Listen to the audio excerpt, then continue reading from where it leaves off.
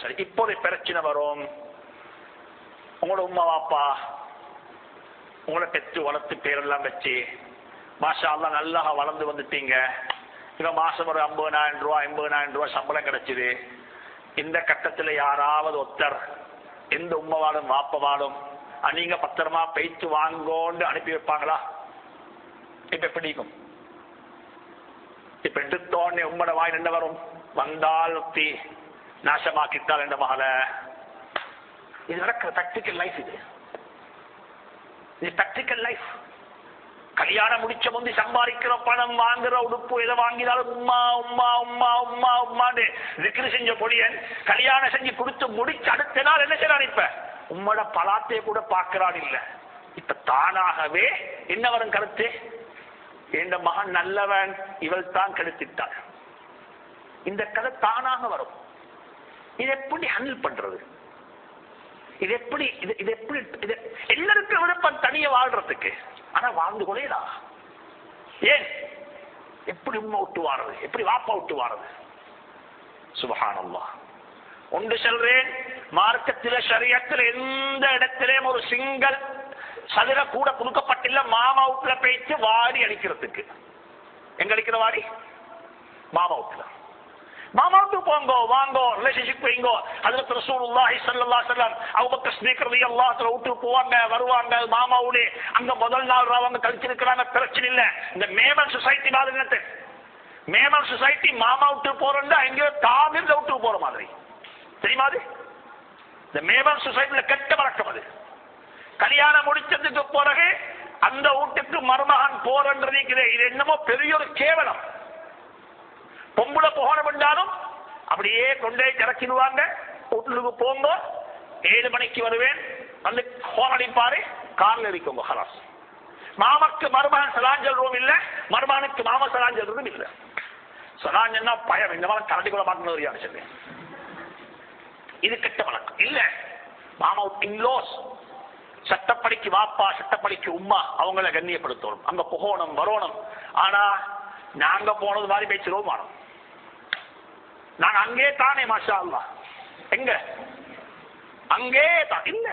நாங்க செப்பரேட்டா இருப்போம், 2 இடத்தையும் விசிட் பண்ணுவோம். என் உம்மாவோடு என் மாமாவோடு.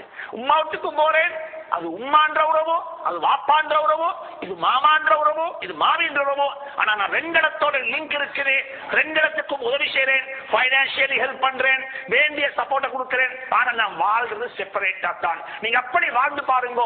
நீங்க எதனாலும் உங்களோட மாமா வீட்டுக்கு புது மாப்பிள்ளையாக இருப்பீங்க, உங்களோட உம்மா வீட்டுக்கு எதனாலும் உங்களோட மனைவி புது பெண்ணாக இருப்பா இன்ஷா அல்லாஹ். இது 100% உண்மை. இது 100% உண்மை.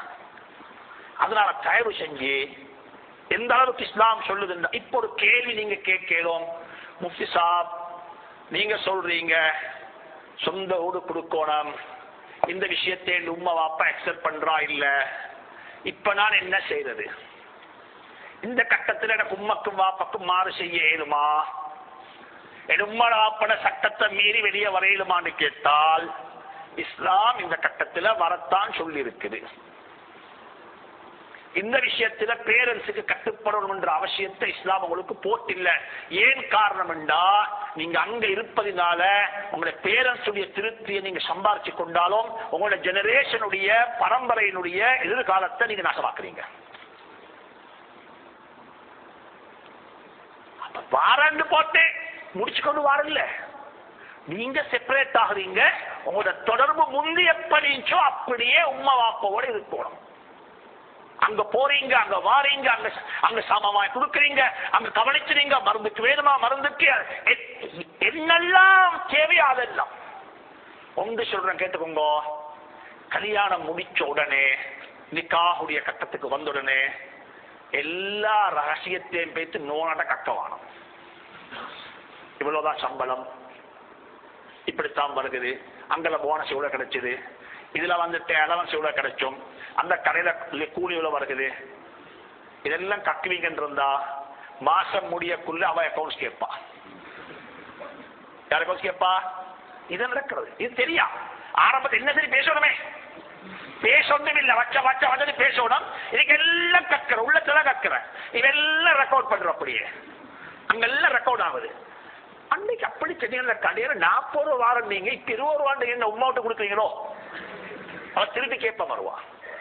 நீங்க சொன்னீங்க இந்த போன சிவலோ வாரம் சென்ற வருஷம் வந்து சொல்லி இந்த வருஷம் கள்ளக்கணை காட்டுறீங்க என்ன 40 ரூபான்னு சொல்லி என்ன 40 ரூபாய் தாத்தா கொடுத்தீங்க தாத்தா கொடுத்தீங்களோ. இந்த சமூகம் இருக்குதே இது ஒரு ஜாதி சமூகம். அதனால் ஒரு நாளும் உங்களோட பைனான்சியல் ஸ்டாண்டர்ட போயிட்டு உங்களோட மனைவிக்கு முன்னால மன உதவானம். உனக்கு எவ்வளவு வேணும் சொல்லு, ஏழு தப்பு நீ கேட்காது. உனக்கு எவ்வளவு வேணும் இது ஒரு மாசத்துக்கு சொல்லும்போ அதுக்கு போற அப்படியே வாயை பற்றிடுவான். இந்த பருப்பு இந்த நெருப்புல வகாது. இதை கேட்டு வேலை இல்லை. பெண்கள் அப்படித்தான் நல்லா அவங்கள படிச்சு கொள்வாங்க, அதை கேட்க மாட்டாங்க. இதை கேட்டா இவரு சூடாகும், அதை கேட்க மாட்டாங்க. நீங்க ஆரம்பத்தில் எல்லாம் கக்கிறது அங்க ஒண்ணும் செல்றதுக்கு இல்ல. அதனால ஒரு வேலை செய்யுங்க. உங்களோட வருமானம் என்ன, எனக்கு எவ்வளவு வருகுது, நான் இப்படித்தான் சம்பாதிச்சு எனக்கு இப்படித்தான் வருகுது, இதை பற்றி யாரும் அங்க முசாக்கரா செய்ய போவான. நீங்க அவள்கிட்ட கேளுங்க உனக்கு என்ன வேணும், உனக்கு எவ்வளவு வேணும். மாசம் முடியக்குள்ள மாசம் பிறக்கக்குள்ள அவர்கிட்ட சொல்லுங்க ஒரு மாசத்துக்குள்ள பட்ஜெட்டா எனக்கு அவ தருவா, கணக்கா தருவா. ஸ்கூலுக்கு வேனுக்கு எவ்வளவு வேணும், ஸ்கூலுக்கு ஃபீஸ் இவ்வளவு இருக்குது, கிளாஸுக்கு கட்ட வேண்டிய ஃபீ இவ்வளவு இருக்குது, லைட் பில் இவ்வளவு கட்ட வேண்டி வரும், டெலிபோன் பில் இவ்வளவு கட்ட வேண்டி வரும், சர்வன்ட் சேலரி இவ்வளவு வரும், எல்லாம் வரும். அன்னைக்கு கணக்கு பார்த்தா இவ்வளவு வருது நினைச்சுக்கோ. சப்ஜெக்ட் முடிச்சு, சப்ஜெக்ட் முடிச்சு. இதுக்கு மேல ஒன்று பிரச்சனை உங்களுக்கு உங்களை எல்லாம் முடிஞ்சு வாப்பா. நான் உமா கொண்டே எல்லாம் கொடுத்தாலும் சரி, இது ஏன் விட்டு பிரச்சனை அல்ல. இது ஹஜ்ரத் ரசூலுல்லாஹி ஸல்லல்லாஹு அலைஹி வஸல்லம் விட்டு பிரச்சனை. இது அங்கே இந்த பிரச்சனை எங்க எங்க ஒருத்தர் போனாரு நோனா கூட்டி கொண்டு உம்மாட்ட கதை சொல்றேன். சம்பவம் உண்டு, சும்மா ஒரு கதை உண்டு. உம்மாட்ட போனாரு, கூட்டுக்கு போனா உம்மாட்ட என்ன சரி சொல்லணுமே, உமாவா கொஞ்சம் இதாக்குறதுக்கு உங்களோட கையால பிலாக்க ஒன்று ஆக்கிச்சின சரியான ஆசைக்கு ஆக்குங்க பிலாக்கான்னு சொன்னான். யாரு சொன்னாரு? உமா மாஷால மான் சொல்லிட்டாரு சொல்லி போல அவன் கஷ்டப்பட்டு எங்கேயோலோ போயிட்டு பிலாக்க ஒன்று குழந்தை வெட்டி எல்லாம் செஞ்சு ஒழுங்கா ஆக்கி வச்சா மரபாடு நல்லா திண்டா. திண்டத்துக்கு பிறகு பிலாக்க நல்லா ஆயிடுச்சு, ருசி ஆயிடுச்சு, நல்ல ருசி, நல்லா திண்டா. ரெண்டு பேரும் வரக்குள்ளே கேப்பா, என்ன எங்க மானத்தை வாங்கிட்டீங்கன்னா என்ன பிலாக்காக்க தெரியும், என்னடி சனிக்கலாம் தானே. இதுதான் சமூகம், இதுதான் சமூகம். ஒரு நாள் செல்ல மாட்டா உம்மோட பிலாக்க மிச்சம் நல்லா நல்லா ருசியா சாப்பிட்டேன்னு சொல்லி ஒரு நாள் செல்ல மாட்டான். அவ சென்னா பொம்பளை ஆயிக்க மாட்டான், ஒரு நாள் செல்ல மாட்டான். இதுதான் அந்த பொண்ணு, இதுக்குத்தான் சொல்ற பொம்பளைன்றது. உதாரண ஹதீஸ்ல வந்திருக்குது, ரசூலுல்லாஹி ஸல்லல்லாஹு அலைஹி வஸல்லம் 9 மனைவிமாரு 9 பேருக்கும் டைம் கொடுத்திருக்கிறாங்க. இதை வீட்டுல இன்றைக்கு, இதை வீட்டுல இன்றைக்கு, இதை வீட்டுல இன்றைக்கு. ஒரு நாள் ஹஜ்ரத் ஆயிஷா சித்திகா ரலியல்லாஹு தஆலா அன்ஹாவுடைய வீட்டுல நபி ஸல்லல்லாஹு உட்கார்ந்து இருக்கிறாங்க. ஒரு பொம்புல ஒரு மனைவி ஒரு ருசியான சாப்பாடு ஆக்கினான். அது நபிக்கு ஆக விருப்பமான சாப்பாடு. அவ பார்த்தா ஒரு டிஷ்ல போட்டு கொஞ்சம் அனுப்பிடுவாங்க ஆயிஷா வீட்டுக்கு, அவ சாப்பிடு நபி சாப்பிடுவாங்க தானே என்று சொல்லி போட்டேன்னு இந்த பக்கத்து வீட்டுக்கு சாப்பாடு கொடுக்கறது சுண்ணத்து.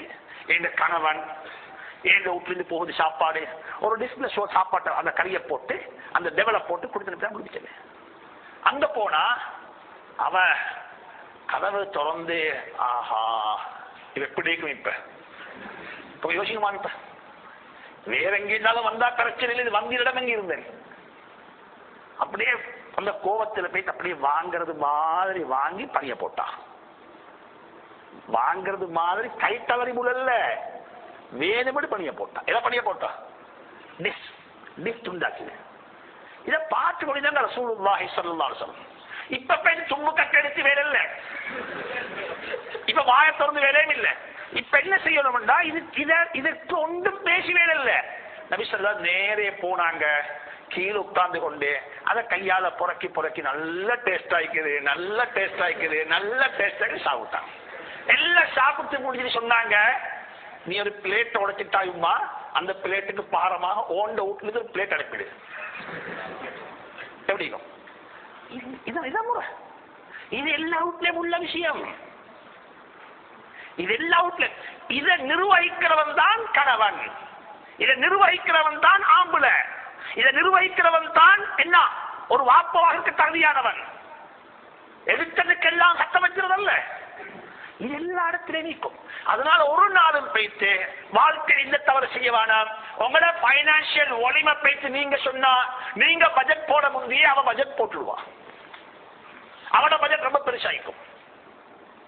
நீங்க எப்பயுமே அவருக்கு முன்னால அது உனக்கு தேவையில்லைன்ற சொன்னாலும் கோபம் வரும். வேறொரு வகையில தான் என்ன செய்யணும், இதை நீங்க பொய்யும் சொல்லக்கூடாது, இதையும் சொல்லக்கூடாது. அங்க எவ்வளவு கொடுத்தீங்க, டாக்டர் எவ்வளவு கொடுத்தீங்க, அவங்களுக்கு சம்பாதிக்க தெரியலோ, எங்களுக்கு புள்ள இல்லையோ, நான் முழுக்க தேவையில்லையோ, இப்படித்தான் பேசுவாங்க. இப்படித்தான் பேசுவாங்க. இதுதான் அவங்களோட பாசை. அவங்களுக்கு வேறையா டிக்ஷனரி செய்யணும்னாங்க. டிக்ஷனரி மெடிக்கல் டிக்ஷனரி மாதிரி பொம்பளைக்கு டிக்ஷனரி வேறைக்கு வைப்பான். அதெல்லாம் விளைவிக்குங்க. அப்ப பெண்களை பொறுத்த வரையில இது ஆக முக்கியம். பாப்பா உமாட்டிருந்து மகனை கலட்டி எடுத்து வெளியே வைக்கிறது பொம்பளை அல்ல. இது மார்க்கம், இது ஷரீஅத்து. தனியத்தான் வாழணும். ஒரு மனிதனுடைய ஃப்ரீடம் அவனுக்கு கொடுக்கப்பட வேண்டும். ஒரு மனிதனுடைய இண்டிபெண்டன்சி கொடுக்கப்பட வேண்டும். ஒரு மனிதன் செப்பரேட்டாகத்தான் வாழணும். அவன் குடும்பத்தை அவன் தான் கட்டியமைக்கணும். இது இஸ்லாத்தில் சொல்லப்பட்ட உண்மையான யதார்த்தம், தத்துவம். இது சரி.